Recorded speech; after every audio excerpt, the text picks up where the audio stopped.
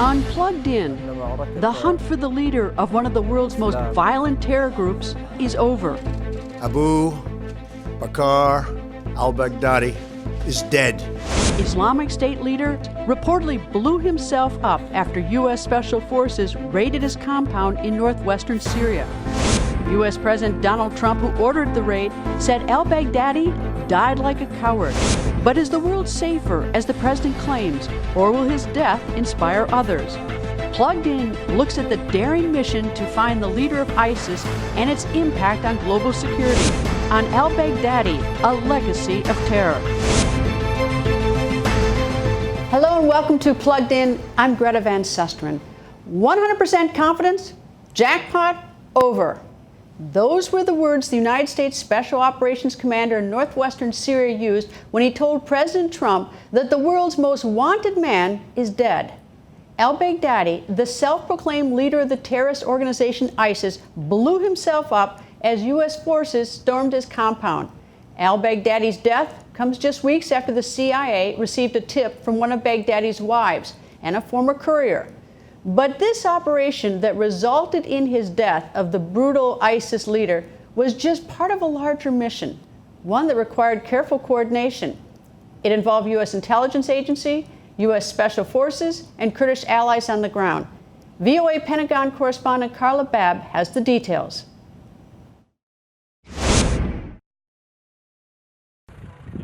This is all that's left of the Islamic State leader's hideout, reduced to rubble by U.S. air power.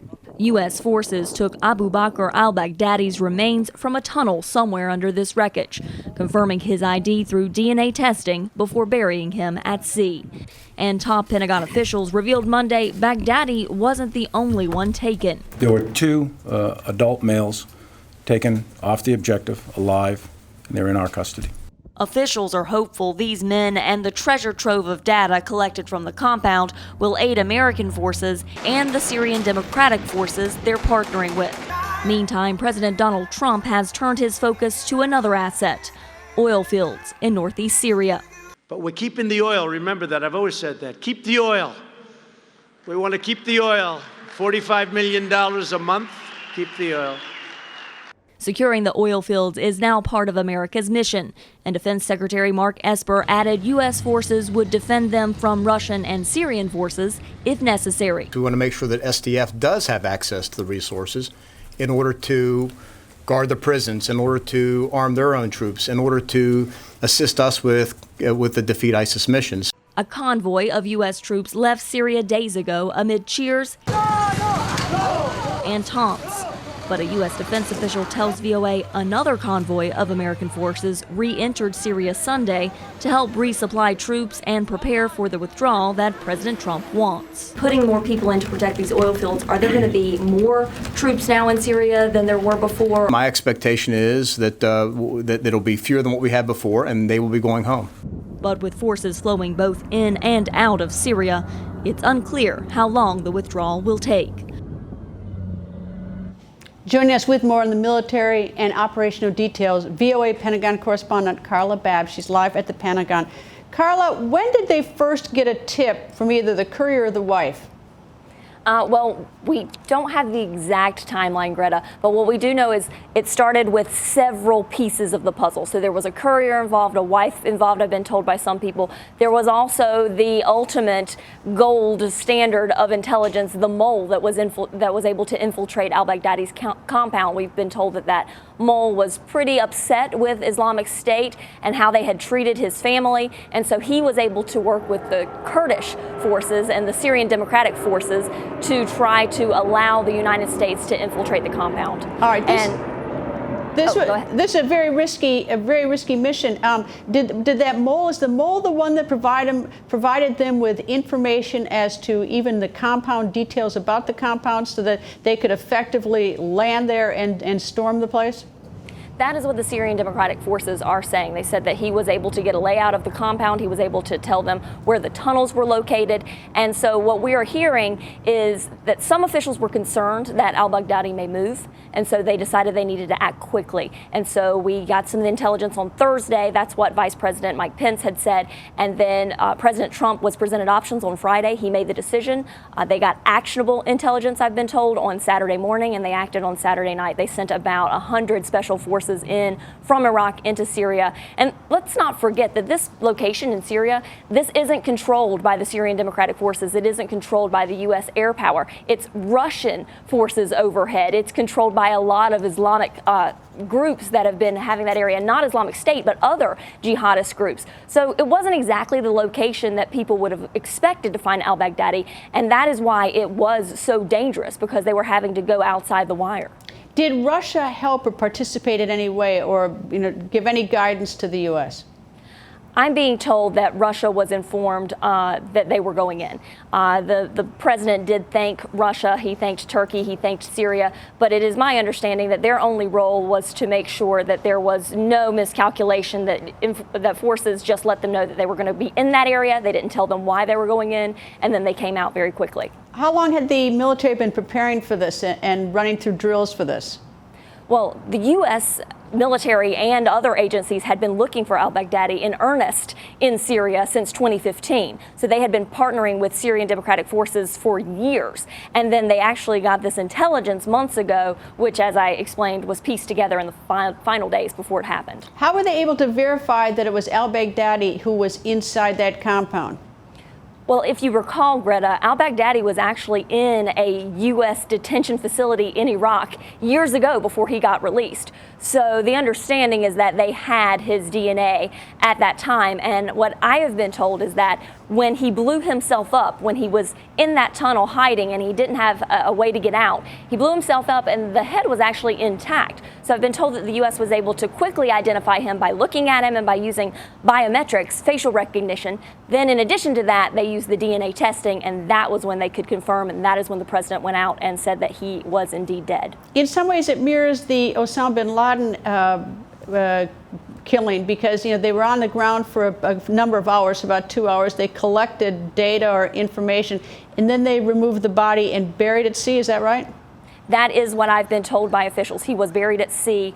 As with Muslim practice, you're supposed to bury the bodies within 24 hours. If you cannot do it on land, then you can dispose at sea. And that's also a good thing, I've been told, because that way shrines cannot be set up for these guys. These are terrorists to the United States, so they don't want to allow other people to be able to try to resurrect the remains or anything like that. Any idea what actual intelligence was gathered on the ground while they were there for 2 hours that might aid future efforts to get terrorists? Well, I'm hoping to learn more about that. We know that General McKenzie, who is the head of U.S. Central Command, is in the building today, and hopefully he will be able to provide us with some of those details. I have been told by officials that they had to act quickly. They had to get out as soon as possible. They collected all the data that they could, and then they evacuated and they destroyed the compound. They used smart bombs, guided bombs, to destroy the compound to make sure that anything that they left behind could not be used later. That's Carla Babb, thank you, our VOA Pentagon correspondent. And you can follow her on Twitter at Carla Babb VOA. Speaking to reporters after announcing Baghdadi's death, President Trump praised the skill of U.S. military forces and their seamless coordination on what was a risky and highly complex operation. The level of intelligence, the level of work was pretty amazing. When we landed with 8 helicopters, a large crew of brilliant fighters ran out of those helicopters and blew holes into the side of the building, not wanting to go through the main door because that was booby-trapped. A big part of the trip that was of great danger was it was approximately an hour and 10-minute flight, and we were flying over very, very dangerous territory. Just how risky was this operation? What exactly did they know going in? And how much actionable intelligence can the United States learn about ISIS and its activities from what they discovered in the compound? VOA National Security Correspondent Jeff Selden has been looking into those questions and joins us. Nice to see you, Jeff. Glad to be here. Okay, so what did they get? What do we know that they got? Well, the president has done the most talking about what material they've gotten, and so he talked about some materials about their future plans, some of their financial operations he alluded to. So if that is the case, then the intelligence community already has in their hands a good amount of material that they can start using to disrupt potentially future Islamic State operations, possibly in the West and in Europe. Now remember, even though Islamic State, the caliphate had fallen, it still was planning. U.S. intelligence officials, military officials have said for some time that it was just waiting for the right moment to be able to gather enough momentum to strike in the West. So that's going to be something they're looking at. They're also going to be looking at the finances. If there are any financial documents, how was the group using its money? And that's a key factor because even though, again, the caliphate was rolled back and Islamic State controls almost no territory at this point, it still had substantial financial resources. Recent intelligence reports indicate they may still have as much as $400 million at their disposal, which if you're an insurgency, which the group is right now, fighting both in Iraq and Syria, that's a lot of money that can do a lot of damage. They'll be looking at that. They'll also be looking at who Baghdadi was in contact with in his last days. We may have some indications of that already. There was a follow-on raid shortly after the raid that took out Baghdadi, and the U.S., along with the SDF, confirmed that they've now taken out the Islamic State spokesman, Abu Hassan al-Muhajir, and who was apparently coordinating some of the movement. So there's a lot that they can learn. Where was that in relation to the raid on Baghdadi? Have they revealed where they got the spokesman? They got the spokesman in a town called Jarablus, which is not far from the Turkish border. Again, it's in an area that the SDF and the U.S. has not controlled, has not done much fighting. As Carla mentioned earlier, it's airspace that's controlled by the Russians. On the ground, depending where you are, it's controlled either by Turkish forces, by Syrian regime forces, or if you're looking at Idlib province, where Baghdadi was killed, intelligence officials have called that a dumping ground for terror groups. So these are areas that are all controlled by various actors, and this seems to be where Islamic State was operating, possibly because the United States had less visibility into activity in this area. Well, it somehow, resembles, what happened with Osama bin Laden in Pakistan, and we had assistance there by Dr. Al-Fridi, who is in custody in Pakistan. He was not released, but he tipped off the CIA to Osama bin Laden's identity. Here we have a courier and a wife who apparently were instrumental. Is there any indication what's going to become of the courier and the wife? Because I imagine they've got big targets on their backs. Well, depending with the wife, depending how much information she's given over, the U.S. may try to hide her. Obviously, if you're a supporter of Islamic State, these people are now prime targets, people that you'd like to go after because they're traitors to the cause. There's been some talk that the operative who got inside Baghdadi's compound, close enough, according to the Syrian Democratic Forces, that he was able to steal the ISIS leader's underwear to help with DNA testing, that he may be in line for some of the $25 million reward that was put on Baghdadi for any information leading to his capture or death. ISIS isn't the only terrorist group in the region, and oftentimes we hear at some point after these events that there's chatter on the internet from that there are other terrorist groups. Is there any information or any reason to believe that that this has accelerated the alert for the intelligence agencies about other terrorist activities? Well, they're always looking at that. What most intelligence officials and analysts expect right now is that, at least for the short term, groups are going to be quiet, see how it plays out. There has been some chatter on social media from groups like al-Qaeda celebrating Baghdadi's death and voicing hope. Celebrating him? Well, he was an adversary, and it's a complicated relationship, to be sure. While celebrating Baghdadi's death and saying, see, this shows that you were wrong, some of the messages that al-Qaeda sympathizers and supporters and clerics have been putting out is expressing hope that perhaps the Islamic State adherents, supporters will repent and join al-Qaeda's cause. So they're going to be looking at whether or not al-Qaeda, other groups are going to try to poach some of the provinces, some of the affiliates that Islamic State had.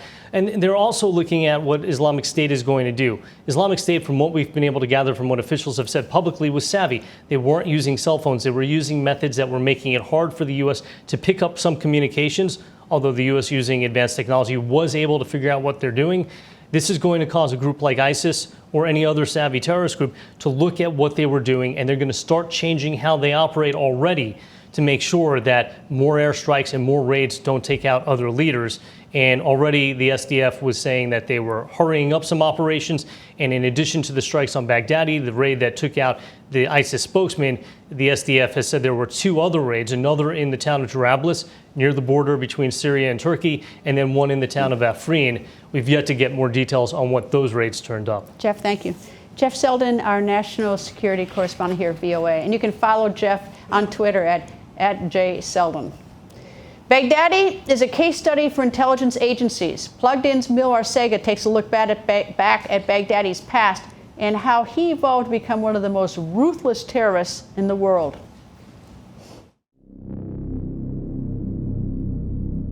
The ISIS leader had been in hiding since the collapse of his so-called Islamic Caliphate in March 2019. He was born in 1971 in the city of Samarra, Iraq, 125 kilometers north of Baghdad.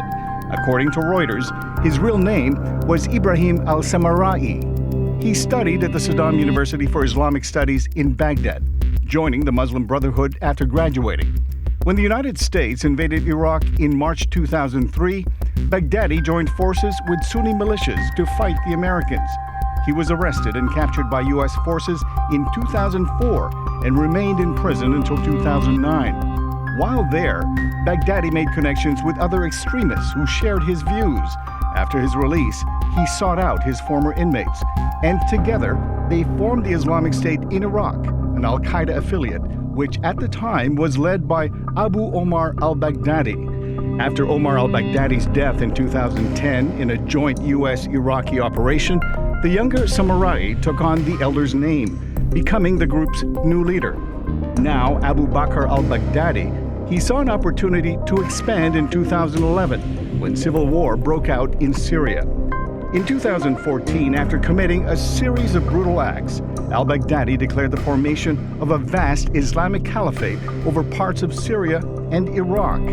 Since 2016 until his death in 2019, the United States has had a $25 million bounty on Baghdadi's head. For Plugged In, Mil Arcega, VOA News.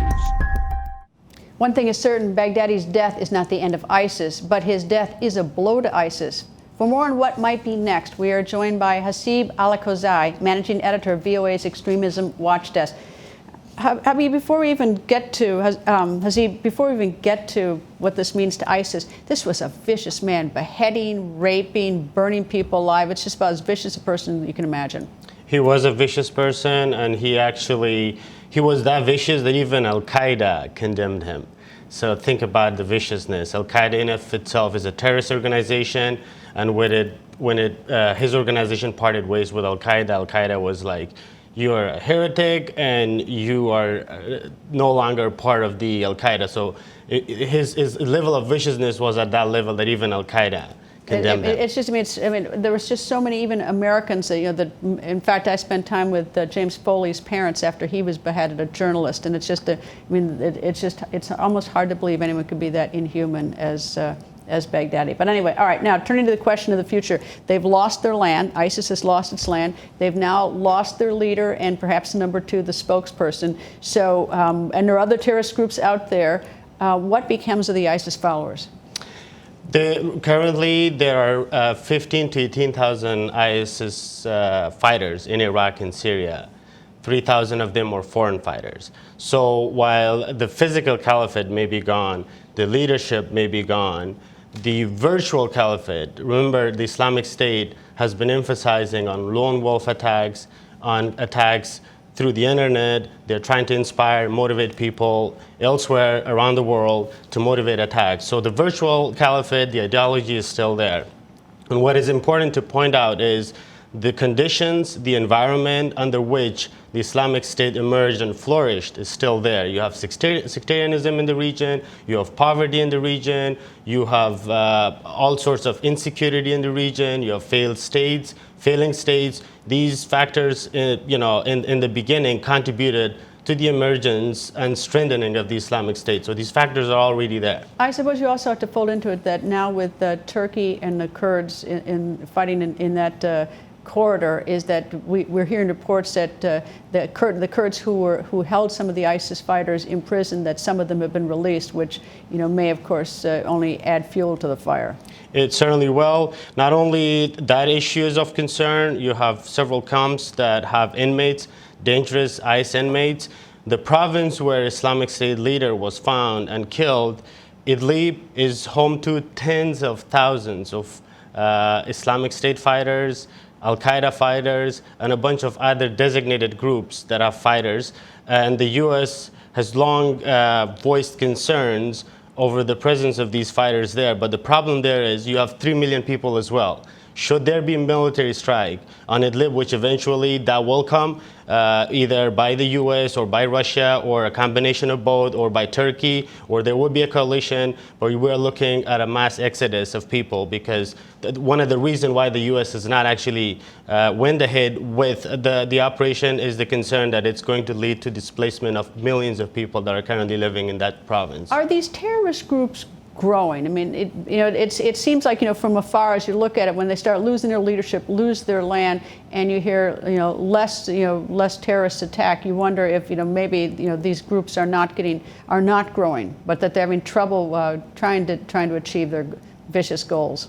The ideology is still there, and it will continue to be there so long as the conditions that nurture them, that allow them to flourish, are there.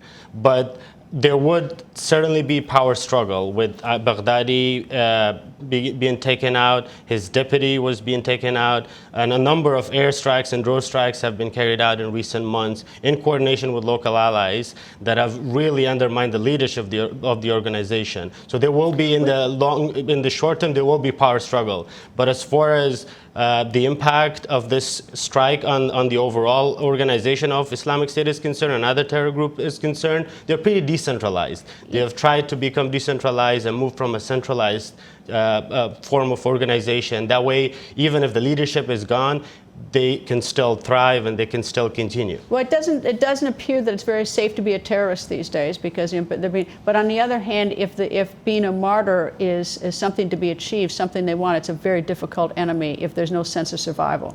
Yeah, and remember, these organizations are formed with the assumption that one day its leader is going to be gone. Because, as a hero and as a martyr. Yep.